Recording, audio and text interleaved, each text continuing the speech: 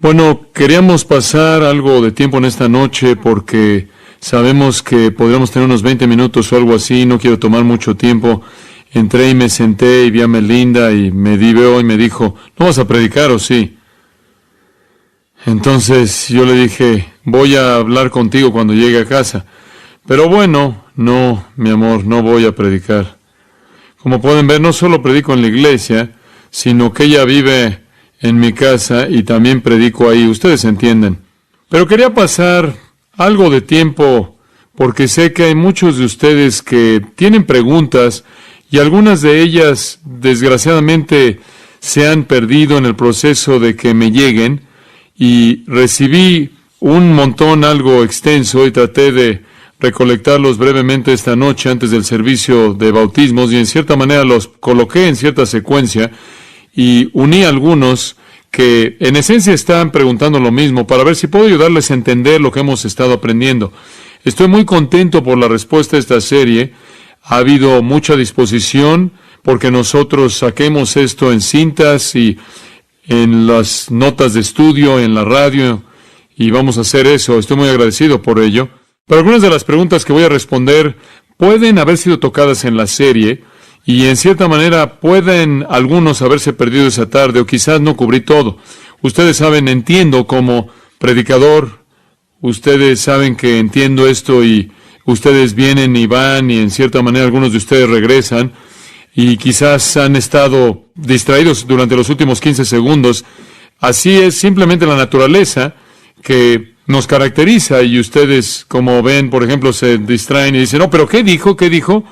No uno, sino algunas personas realmente se pueden enfocar y pueden oír todo. Y entonces entran y salen y quizás oí algo, quizás estuvieron y en cierta manera no lo oyeron y traté de tocar estas cosas importantes y toqué una pregunta y para darles una respuesta breve a cada una de ellas, quiero cubrir lo más que pueda. Y pueden darle seguimiento en su propio estudio de las Escrituras. La primera pregunta que escribí, no están en ningún orden de importancia, fue, debido a que los cristianos saben lo que las Escrituras enseñan en contra del aborto y enseñan acerca de la pena capital, de la pena de muerte, ¿hay algo de malo con involucrarse de una manera legal y ordenada por ver que estas cosas sean cumplidas? Lo que están diciendo es que si está bien cuando usted sabe que hay un medio para que se alcance la implementación de la pena capital, la pena de muerte, o un medio para llevar a su fin el aborto, ¿debe usted involucrarse? Y la respuesta es sí.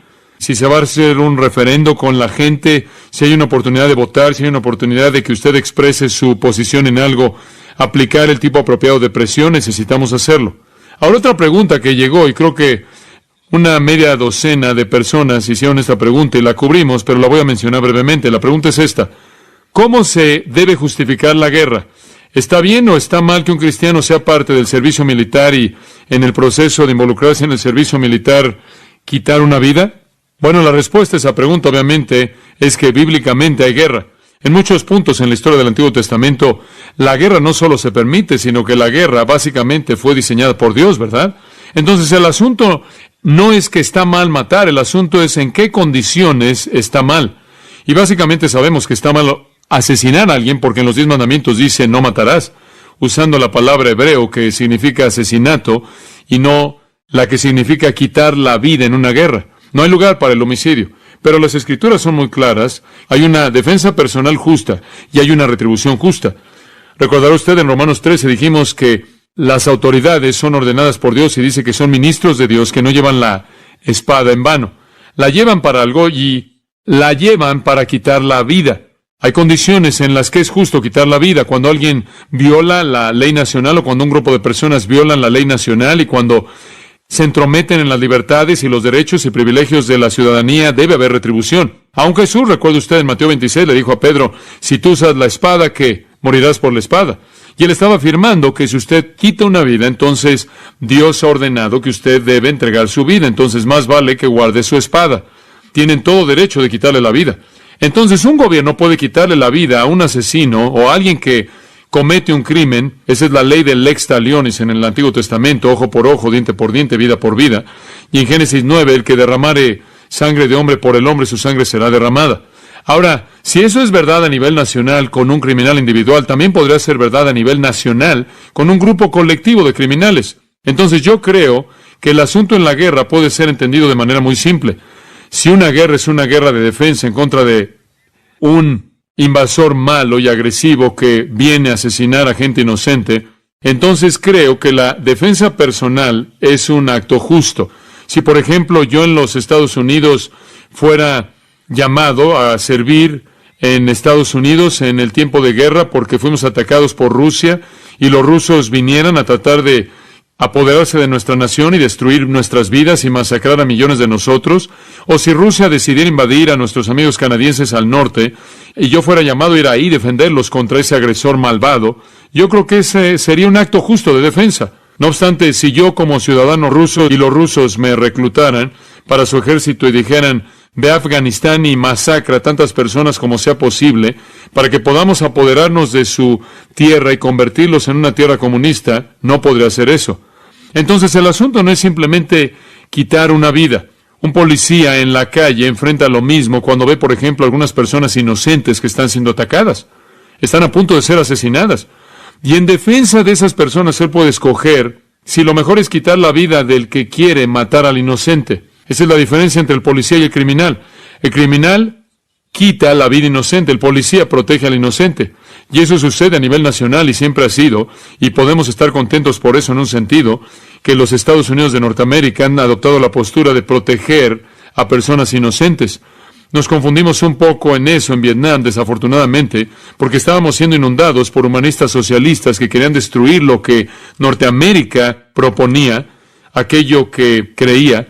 Hicieron un buen trabajo en confundirlo al punto en el que Vietnam estuvo en un punto de quiebre en la historia de nuestra nación. Pero por lo menos hasta ese entonces éramos la nación que buscaba ayudar a aquellos que estaban siendo atacados por los agresores malvados. Ahora, no es fácil decir que toda vida que ha sido tomada fue en defensa propia, que no hubieron abusos en eso, pero creo que eso debe ser entendido de manera clara. Fue interesante en la convención de medios masivos religiosos nacionales, en donde el presidente Reagan habló, que él se refirió al capítulo 14 de Lucas, y sé que la prensa hizo que fuera algo difícil para él después de eso. No le gusta que la gente use la Biblia, y ciertamente está fuera de su rango. Y él usó la declaración de Lucas 14:31, en donde dice, ¿qué rey va a ir a hacer guerra contra otro rey que no se sienta primero? Y considera, si puede, con 10,000, enfrentar al enemigo que viene contra él con 20,000. Y el Señor simplemente está diciendo aquí, usando una ilustración simple, que en cierta manera Él reconoce el hecho que hay guerra justa ahí. Digo, tenemos que enfrentar eso, es una realidad.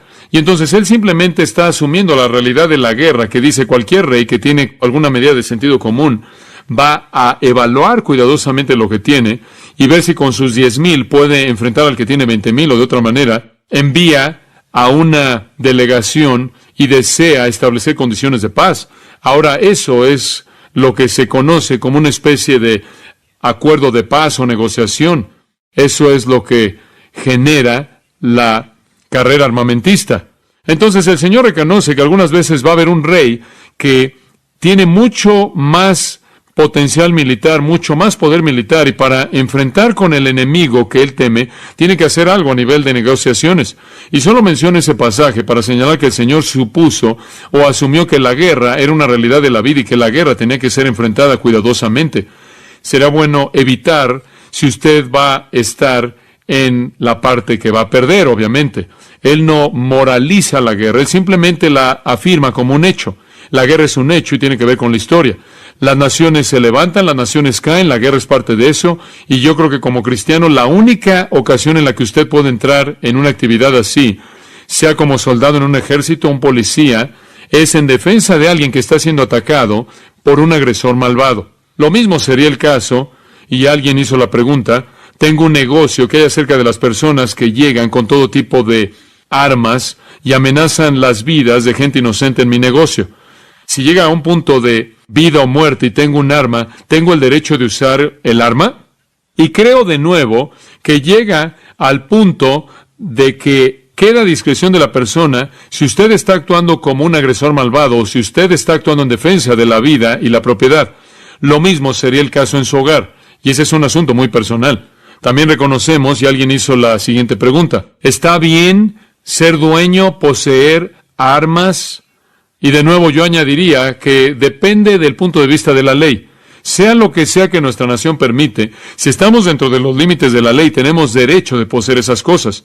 Si usted simplemente quiere ir al patio de atrás y dispararle ahí a latas de Coca-Cola, ahí en una reja, o lo que tenga usted en mente para ese tipo de cosas, pero tan pronto como usted toma esa arma y la convierte en una arma de agresión contra alguien más, usted no solo ha violado ya el estándar divino, sino que ciertamente ha violado la intención de la ley de la tierra. Ahora, otra pregunta que llegó es esta: ¿acaso las Escrituras en el Antiguo Testamento no se aplican al gobierno de Israel en lugar de aplicarse al gobierno en general? En otras palabras, la persona está preguntando: ¿cómo puedes tomar principios bíblicos del Antiguo Testamento y principios bíblicos del Nuevo Testamento y aplicarlos a gobiernos que no sean el gobierno de Israel? La respuesta a esa pregunta es esta: lo que Dios estableció en la nación de Israel era como un ejemplo para el resto de las naciones. Israel fue diseñada por Dios para que fuera un modelo para la sociedad humana de la mejor manera en la que una sociedad debe vivir y funcionar. Lo que Dios hizo en Israel, fuera de manera natural de el pacto único y especial, lo que Dios hizo en Israel fue por su propio diseño como el rey, el verdadero rey de Israel, porque esa era la mejor manera en la que un pueblo pudiera disfrutar de los beneficios de la vida nacional. Y también no hay nada en las Escrituras que indiquen que Dios ha establecido o tiene un conjunto de valores morales para Israel y otro para el resto de la gente. Entonces no tenemos razón alguna de concluir que los principios dados a la nación de Israel serían diferentes para alguien más. Y podemos vivir en base a esos principios dados a la nación de Israel en cualquier nación, en cualquier época, en cualquier gobierno, y beneficiarnos y ser bendecidos. Alguien hizo la pregunta interesante a lo largo de esa idea acerca del equilibrio de poderes, acerca de la idea de tener una rama judicial, una rama legislativa y una especie de función presidencial en la que usted tiene este equilibrio de poder. Quizás usted no reconozca esto, no se haya dado cuenta de eso, por cierto, pero eso es bíblico y ese fue el diseño de Dios. De hecho, ese fue el diseño de Dios para el pueblo de Israel. En el versículo 17 de Isaías 33, tus ojos verán al rey en su hermosura, verán la tierra que está lejos. Tu corazón imaginará el espanto y dirá: ¿qué es del escriba? ¿Qué del pesador del tributo? ¿Qué del que pone en lista las casas más insignes? Y continúa hablando de esto. Y después en el versículo 22 dice, y esto es muy interesante: porque Jehová es nuestro juez, Jehová es nuestro legislador, Jehová es nuestro rey. Y aquí hay una declaración muy interesante. Ahí está la rama judicial, legislativa y la presidencial. El Señor es nuestro juez, el Señor es nuestro dador de la ley, el Señor es nuestro rey. E inclusive ahí está, en el sentido del gobierno de Dios en la tierra de Israel, una cierta descripción de lo que experimentamos en nuestra propia nación como el equilibrio de poderes. Entonces los principios, y esa es solo una ilustración, los principios relacionados con Israel son principios que los hombres han encontrado, han descubierto que son eficaces en cualquier época y en cualquier lugar, en cualquier nación. Otra pregunta que llegó es esta: ¿cómo es que nuestra sumisión al gobierno se reconcilia con los salmos imprecatorios? Ahora, no sé si usted conoce los salmos imprecatorios. Son una serie de salmos que usted lee, y en esos salmos usted encuentra al salmista clamando porque Dios destruya a los impíos. ¿Se acuerda de esos? Y él está orando: oh Señor, ¿cuándo vas a destruir a mis enemigos? David es el que está ahí en los salmos imprecatorios. Él está huyendo de Absalón, él está huyendo de alguien que lo ha traicionado, y él clama a Dios: ¿por qué no haces algo? Ustedes saben, es como ¿por qué los justos sufren y por qué los malos prosperan y demás? ¿Y cómo reconciliamos lo que es una actitud piadosa con una actitud de sumisión al gobierno?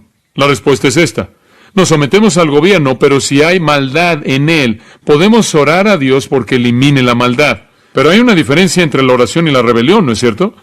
Nos sometemos al gobierno, y si seguimos lo que hizo David, oramos porque Dios elimine la maldad. Y creo que eso da el equilibrio apropiado. Otra pregunta que se hizo fue bastante interesante y fue la siguiente: ¿qué hay acerca de los inmigrantes ilegales y los refugiados que son ilegales en el país?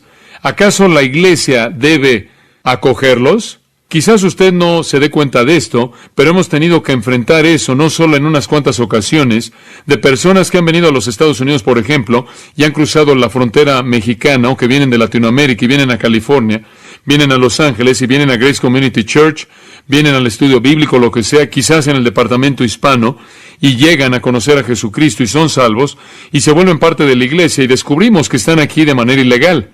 ¿Cuál es nuestra responsabilidad?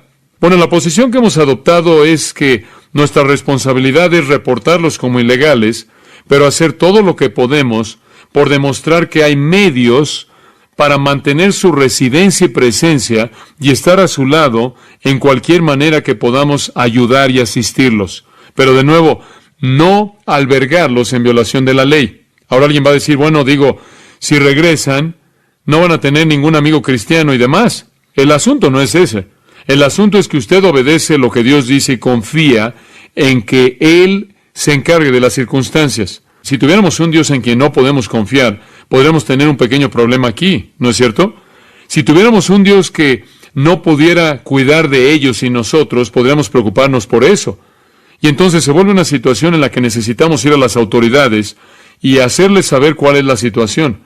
Tuvimos un joven en una situación única hace algunos años atrás.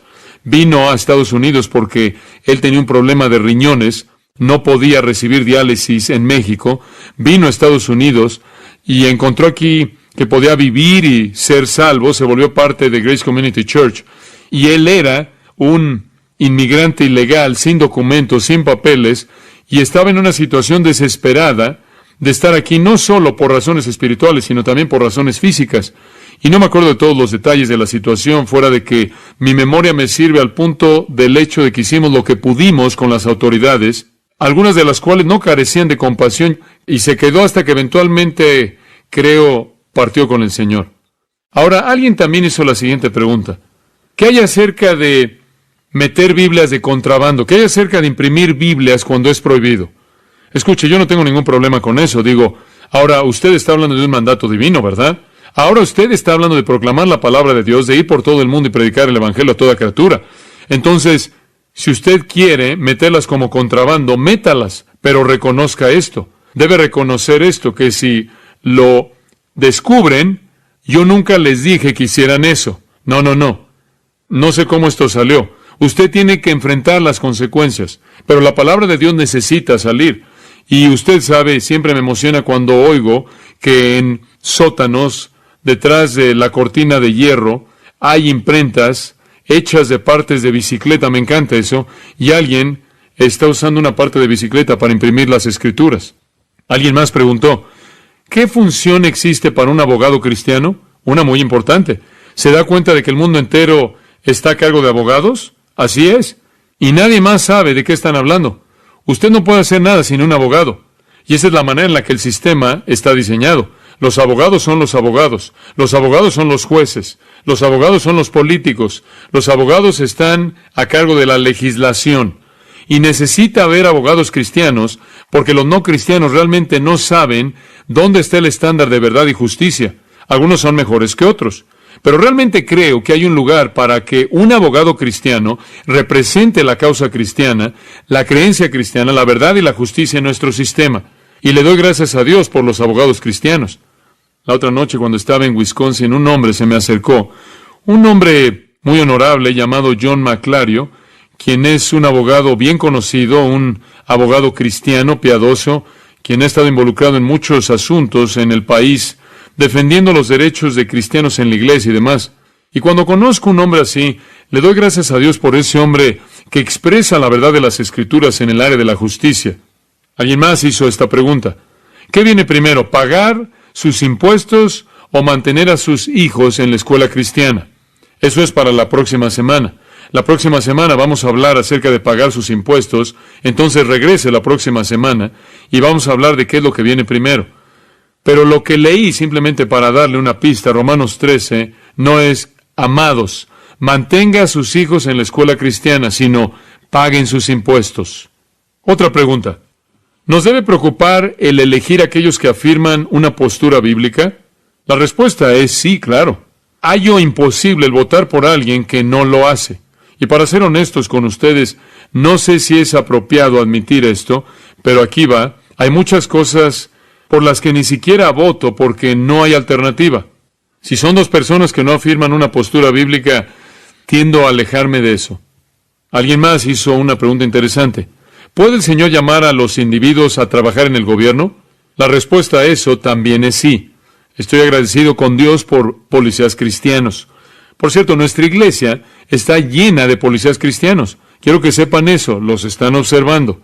¿Cómo manejan ustedes en el estacionamiento? Lo que hacen cuando pasa la ofrenda. Ah, claro, los están viendo. Y le doy gracias a Dios por ellos, ¿usted no? Le doy gracias a Dios por los policías cristianos, por el hecho de que cuando un hombre se va a la cárcel, y algunos de ellos han compartido esto conmigo muchas veces, tienen el privilegio de entrar a interrogar a un prisionero, y cuando ya terminaron con la interrogación, le dan el Evangelio. Gracias a Dios por eso. Gracias a Dios por el ministerio de estos hombres, quienes son fieles a la verdad y a la justicia, y son fieles no solo a la ley de la tierra, sino a la ley del Señor. Y creo que hay un lugar para que un cristiano esté sirviendo en toda forma de gobierno, porque Cristo necesita ser representado en todos lados. Simplemente siento que donde el Señor quiere que usted está, ahí es donde usted debe estar. Y después alguien hizo la pregunta, ¿por qué en las Escrituras no murieron todos los homicidas?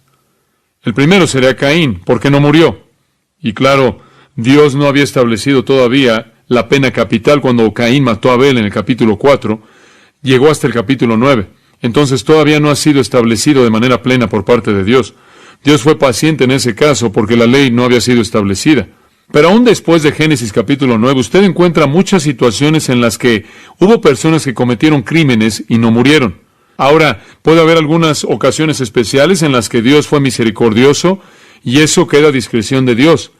Pero en mi estudio a lo largo de los años, y Dick Mayhew y yo estudiamos esto de manera bastante detallada durante un periodo de tiempo, llegamos a la conclusión de que al discutir el asunto de por qué las personas no murieron inmediatamente cuando cometieron crímenes, los cuales eran penados con la sentencia de muerte, el asunto real fue doble. Número uno, no quedaba nadie en la tierra en muchos casos que fuera lo suficientemente justo como para implementar la ejecución. En otras palabras, la tierra entera era tan apóstata y realmente no había nadie en posiciones de autoridad que fuera justo como para implementar el castigo. En segundo lugar, si hubieran comenzado a implementar la pena de muerte, hubieran matado a todo el mundo, porque todo el mundo había seguido ídolos, y el seguir a un ídolo era causa de muerte, ¿no es cierto? La nación entera, una generación entera de hijos fueron desobedientes a sus padres, y eso era digno de muerte. En otras palabras, todos eran apóstatas, y no era que Dios había cambiado su voluntad. Fue que no había nadie que lo implementara, pero Dios no cambió su voluntad. Veamos, una pregunta más. ¿Debe un cristiano entrar en huelga? Bueno, esa es una pregunta interesante, y hemos hablado de eso con muchos cristianos a lo largo de los años, y he llegado a la conclusión que es una decisión muy personal, privada, que usted debe tomar en su propio corazón, considerando todos los factores que estén involucrados, el motivo de todo lo que esté involucrado, y realmente no puedo determinar bíblicamente si hay algo que se relacione a las huelgas en las páginas de las Escrituras. Lo que leo en las Escrituras en Efesios y Colosenses es que si usted es un empleado, debe someterse a su jefe, punto. Dice usted, sí, pero mi jefe es una persona mala. Sí, probablemente ese es el caso en muchos casos, pero usted debe someterse también a personas malas. Estoy pensando en Efesios capítulo 6, versículo 5, Siervos, obedeced a vuestros amos terrenales con temor y temblor, con sencillez de vuestro corazón, como a Cristo. Si yo estuviera en esa posición, yo me sometería a mi jefe. Encuentro muy difícil el hacer algo diferente de eso bíblicamente. Y no lo estoy haciendo por agradarlo, como los que quieren agradar a los hombres, sino como siervos de Cristo, de corazón, haciendo la voluntad de Dios, sirviendo de buena voluntad como al Señor y no a los hombres, sabiendo que el bien que cada uno hiciere, ese recibirá del Señor, sea siervo, sea libre. Simplemente dice lo mismo una y otra vez. Obedezcan a sus jefes, obedezcan a sus amos. Ahora dice usted, bueno, las condiciones son injustas.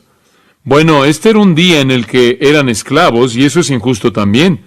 Digo, eso es más injusto que cualquier cosa que usted probablemente jamás ha experimentado. Pero eso no cambió la condición. Y en Colosenses es lo mismo. Versículo 22 de Colosenses 3. Siervos, obedeced en todo a vuestros amos terrenales, no sirviendo al ojo, como los que quieren agradar a los hombres, sino con corazón sincero, temiendo a Dios. Y todo lo que hagáis, hacedlo de corazón como para el Señor y no para los hombres, sabiendo que del Señor recibiréis la recompensa de la herencia, porque a Cristo el Señor servís. Usted tiene que recordar que es posible que tenga usted a un jefe, pero al que realmente sirve usted es ¿a quién? Al Señor. Y de nuevo regresamos al hecho de que los cristianos deben vivir vidas quietas y reposadas. Ahora, lo que dije al principio se vuelve una decisión individual. Puede haber algo de confusión en el proceso. Puede haber algo de conflicto que va a llevarlo a preguntarse cómo interpretar eso y debe depender de la guía del Espíritu Santo. Pero el fondo en las Escrituras es que usted se somete a su jefe. Así es. Y si usted dice, bueno, las condiciones son injustas, entonces usted debe regresar a la esclavitud del Nuevo Testamento, en la cual el mandato es originalmente dado. Y creo que los cristianos realmente se meten en problemas y van más allá de las Escrituras y tratan de inventar respuestas en base a lo que creen que es lógico y demás. Entonces espero que eso le dé algo de perspectiva en el asunto. Realmente creo que somos llamados a someternos, a menos de que las circunstancias sean tales en donde el mandato no es claro, o no es claro quién es su jefe, o quién es a quien usted sirve, o lo que sea. Y no debido a que a usted no le cae bien el jefe, y por eso cree que usted tiene el derecho de violar el estándar bíblico. Bueno, podríamos seguir, pero vamos a detenernos en ese punto. Les agradezco por sus preguntas. Espero que hayamos cubierto las que usted tenía en mente. Pongámonos de pie para terminar en oración. Gracias, Padre, por nuestro tiempo en esta noche, por un día maravilloso, los testimonios del bautismo. Te alabamos, bendecimos tu nombre con gratitud por todo lo que has hecho en este día.